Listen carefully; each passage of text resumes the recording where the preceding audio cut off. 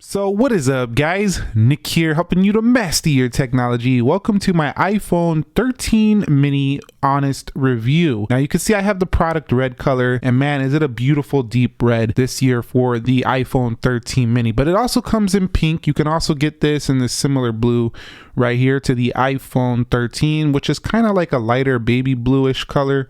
In certain lightings it looks a little bit dark depending on the light, but it's definitely a lighter blue. Then we have Midnight Starlight, and these can come in all the way up to 512 gigs. Yes, you heard that right. You can get this mini phone with 512 gigabytes. That's going to cost you $9.99 plus tax. That's over $1,000. I don't know how many people are going to pay that much for a mini phone, but we have the starting tier at $699, and that's 128 gigabytes. And that's a nice thing because that goes up double the storage over last year for the same money as that phone last year in the iPhone 12 mini. And the iPhone 12 mini also gave you only 64 gigabytes last year to start. So that definitely was a nice change for this iPhone 13 mini. Other than that, some of the key specifications that do matter here, you are looking at a 5.4 inch display. We do have a change notch. We'll talk about that in a minute. A dual 12 megapixel camera. Lenses do get a little bit larger, and they do have cinematic modes.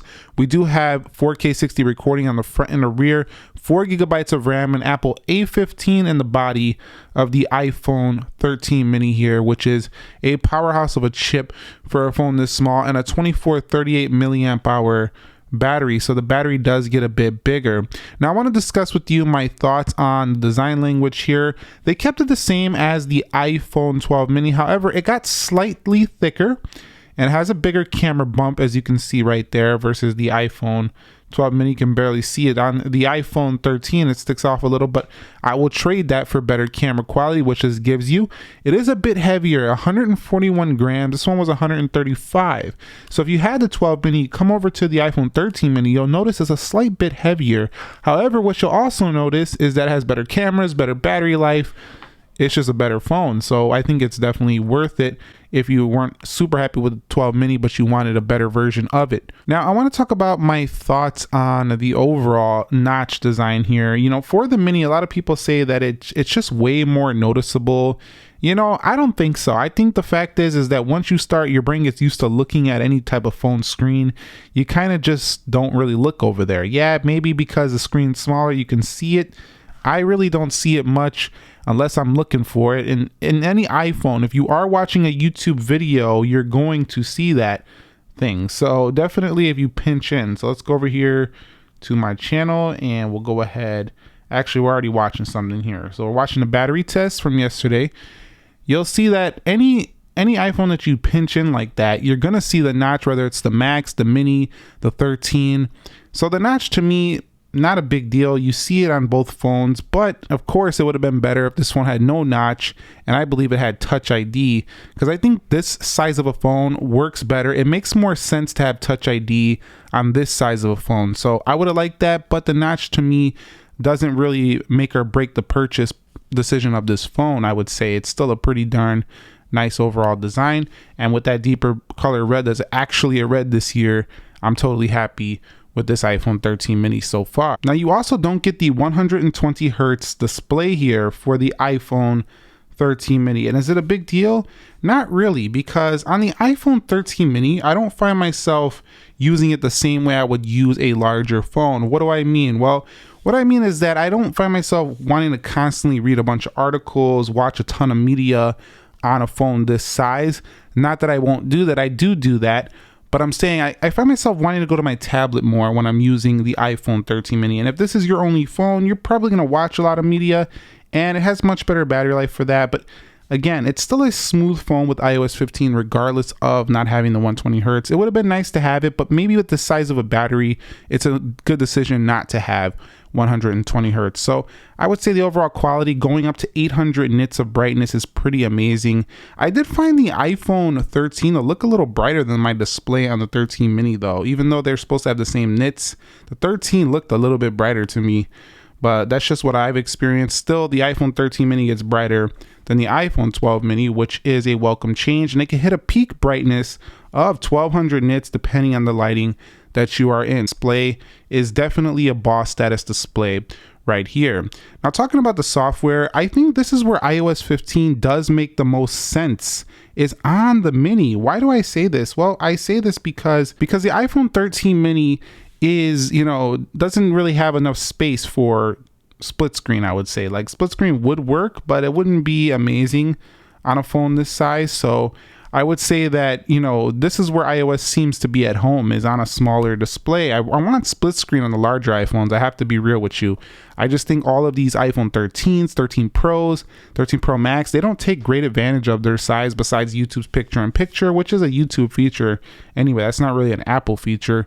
They do have picture-in-picture they brought with 14, but, having YouTube have to do that, I want full split screen modes on the next version of iOS. I don't know when they're going to put this, but this is where, one thumb, you got the app library right here, the control center, you could reach it real easily. This is where iOS just feels right, is on the iPhone 13 mini. That doesn't mean that it's not great on the larger screen. It just feels better on a smaller screen in my experience. But I will say that, eventually when Apple does release split screen, it might even still be available for a smaller phone like this, but it just feels great. And you do have great software support.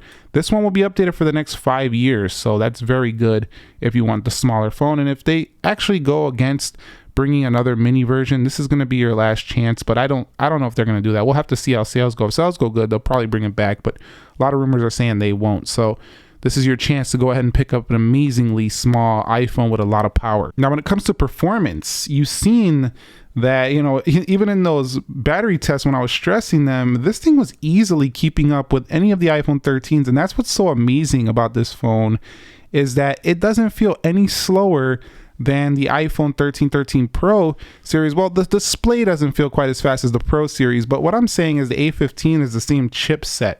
So when you're doing video, when you're doing anything you would do on any other iPhone, it can benchmark a similar amount. It can do similar scores as the iPhone 13 Pro series and benchmarks.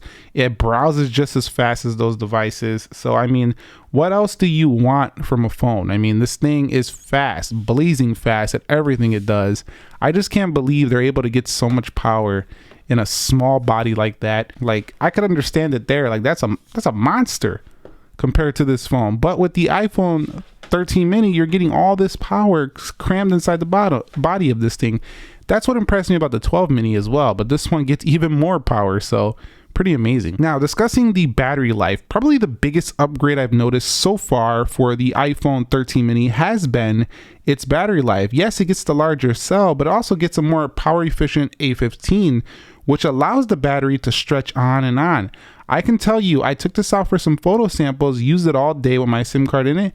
It lasted the whole day, no problem. Yes, I was down to around about 30%, 20-30% by the end of the day, but still it made it. And that's something I couldn't say about the iPhone 12 mini. That phone was just draining battery left and right.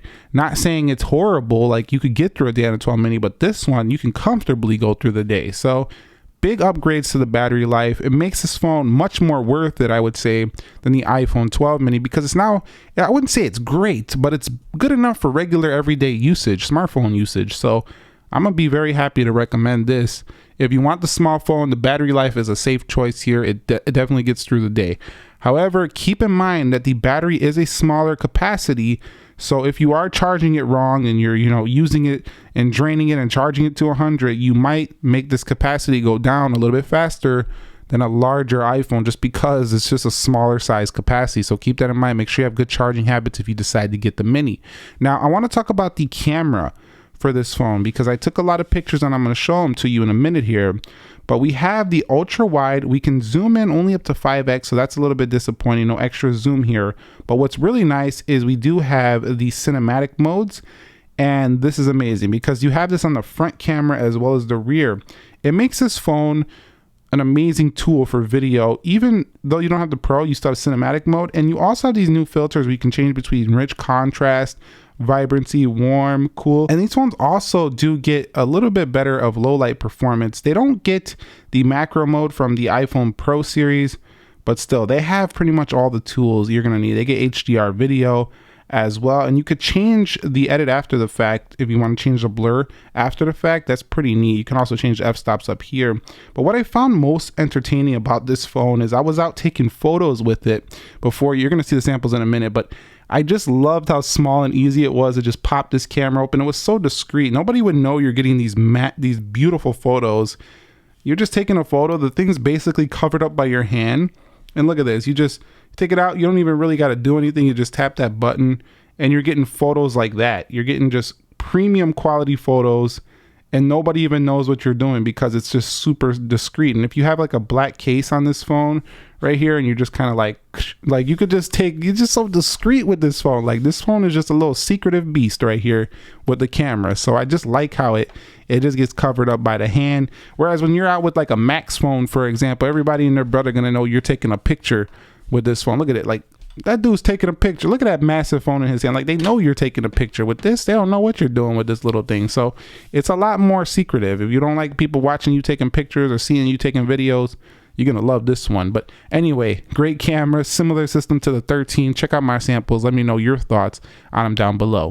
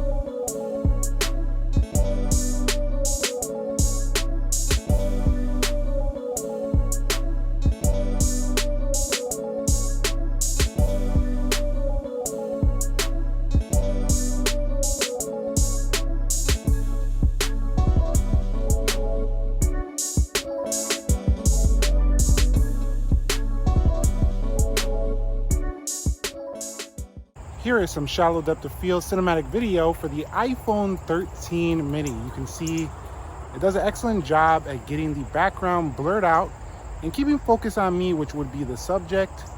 And if there was more people in the frame, it would also detect them as well. So pretty nice overall. Let me know your thoughts.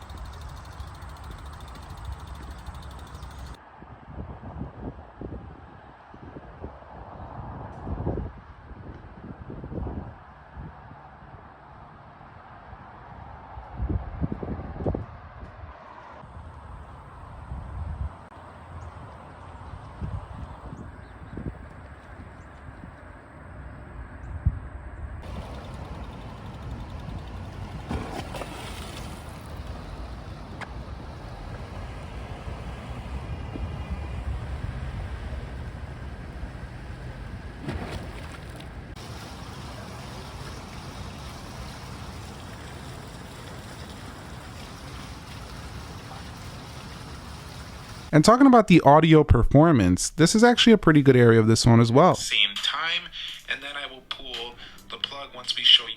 It's actually surprisingly loud. The setup and how this video is gonna go down. All right, guys, I'm gonna go ahead and hit the button. Let's see. Even if I cover what is normally the smaller loudspeaker, which one turns on first while we're at it? Still ridiculous loud. So very good overall audio performance. Overall, I would say the audio is a thumbs up for this device on the whole. And I want to talk a bit about Face ID. Face ID doesn't really change much. It doesn't really give you much in the way of speed. And again, I really believe Apple should have put Touch ID, got rid of the notch on this phone, maybe just put a little punch hole camera, because my thumb just perfectly rests. And I think yours might too. On the iPhone 13 mini, it just perfectly rests easily because it's a one-handed phone right there. So Touch ID would have been amazing. And then discussing phone call quality, we do have good Qualcomm modems in here, so my reception strength was good. 5G, I had 5G UC on this, ultra capacity on this phone for T-Mobile. Depending on which one you're on, which carrier you're on, it could vary in the area and it could vary, but the signal strength, reliable. The mobile connectivity, more reliable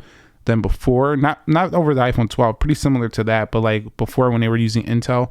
So it's pretty good overall. So in conclusion, this is the time to get the mini if you want one. Like if you've been wanting the mini phone, if you've been wanting an upgrade from your 5S, your SE, or even the 8, the 7, you don't want a super large phone, this is an even better recommendation than last year due to the battery being a disappointment, which I think might have led to worse sales overall. I have no problem recommending this. The only thing I will say is that go ahead and check it out first in store. See if the size is comfortable for you. I think that you would be making a mistake if you don't go check it out first, because it is a much smaller phone than the iPhone 13 and even the iPhone 13 Pro and Pro Max. So you got to really be comfortable with the smaller device. If you are, you're getting everything you would ever desire in the iPhone 13. At the end of the day, it's a boss phone for the size, and it has a beautiful red color now, in addition to pink if you're into pink. So let me know your thoughts down below in the comment section of this video. Thumbs up if you enjoyed the review. I will catch you all in the very next one. Be sure to be well. Nick here, and peace.